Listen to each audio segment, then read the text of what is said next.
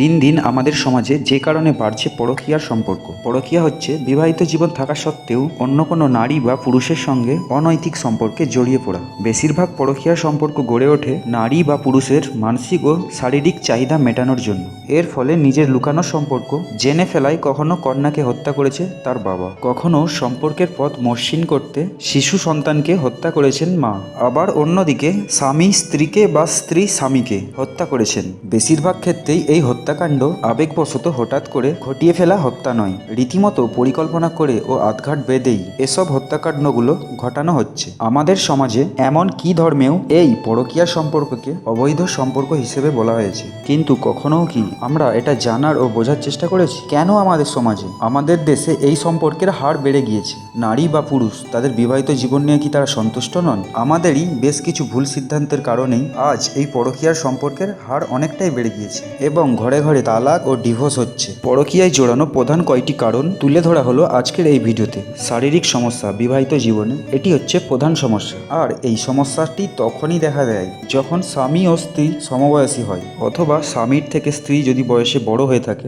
যার কারণে সেসব স্বামী বা স্ত্রী বাইরে অন্য কারো সাথে পরকীয়ায় আসক্ত হয়ে পড়েন। বিয়ের ক্ষেত্রে ভুল মানুষকে নির্বাচন করা, এই সমস্যাটি অনেক বেশি দেখা যায়। অনেক সময় বাবা মা ও বাড়ির লোকজনেরা তাদের নিজের কথাই ভাবেন এবং ভালো মন্দ কিছুই দেখে না, দেখে শুনে অনেক তাড়াহুড়ো করেই তাদের সন্তানদের বিয়ে দিয়ে দেন, কিন্তু ছেলে মেয়ের পছন্দের মতামতকে তারা প্রাধান্য দেন না। ফলে এসব ছেলে মেয়েদের বিবাহিত জীবন সুখের হয় না, আর তখন মানসিক ভারসাম্য হারিয়ে পরবর্তীতে তারা পরকীয়ার দিকে অগ্রসর হতে থাকে।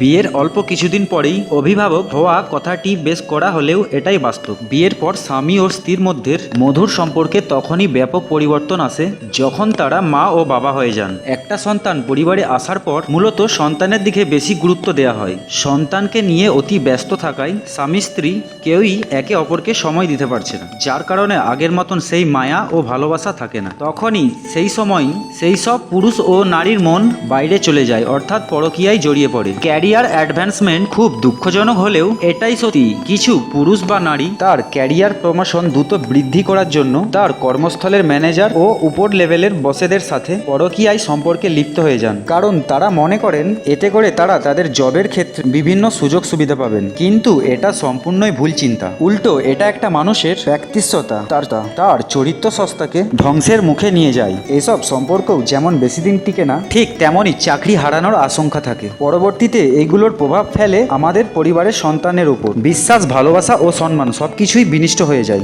এই সাময়িক পরকীয়ার সম্পর্কে সমাধান সাধারণত দেখা গেছে পেশাগত জীবনে যিনি নৈতিকতার চর্চা করেন তিনি পারিবারিক জীবনেও বিশ্বস্ত থাকেন, আর পেশাগত দিকে অসৎ মানুষই বেশিরভাগ পরকীয়ায় জড়িয়ে পড়েছেন। তাই পেশাগত জীবনেও সৎ থাকা জরুরি। প্রচার মাধ্যমকে হতে হবে দায়িত্বশীল। পরকীয়ার কারণে খুনের সংবাদগুলো এমনভাবে পরিবেশন করতে হবে যাতে এই সংবাদ থেকে কেউ পরকীয়ার পথকে সুগম করতে খুনকে একটা উপায় হিসেবে বেছে নিতে উৎসাহিত না হয়। এই পরকীয়াকে কম করতে হলে দুইজনের সম্পর্কের মধ্যে কোনো লুকোচুরি রাখা চলবে না। সম্পর্ক বজায় রাখার যেমন সামাজিক আচরণ, তেমনই সামাজিক নিয়ম মেনে সম্পর্ক থেকে বেরিয়ে আসাও সামাজিক আচরণ। এর বাইরে গিয়ে নৃশংস আচরণ করার কোনো সুযোগ নেই। পারিবারিক কাঠামোকে শক্তিশালী করতে হবে। স্বামী স্ত্রীর সম্পর্ককে গুণগত সময় দেবেন। পরিবারের সহনশীলতা আর আমাদেরকে মিলেমিশে থাকার চর্চা বাড়াতে হবে। ভিন্ন মতে প্রতি সম্মান দেখানোও জরুরি। আজ থাকতে আপনিও আপনার স্ত্রীকে বা আপনিও আপনার স্বামীকে সময় দিন, তাকে বোঝার চেষ্টা করুন ও ভালোবাসুন, একসাথে থাকার চেষ্টা করুন ও সারা জীবন একে অপরের পাশে থেকে পরিবারকে সময় দিন। এই ছিল আজকের ভিডিও। যদি ভালো লাগে তো বন্ধুরা একটা লাইক করবে ও কমেন্ট করে জানাবেন কেমন হয়েছে ভিডিওটা, আর চ্যানেলটা সাবস্ক্রাইব করতে ভুলবেন না। এমন অনেক ভিডিও আমার চ্যানেলে আছে।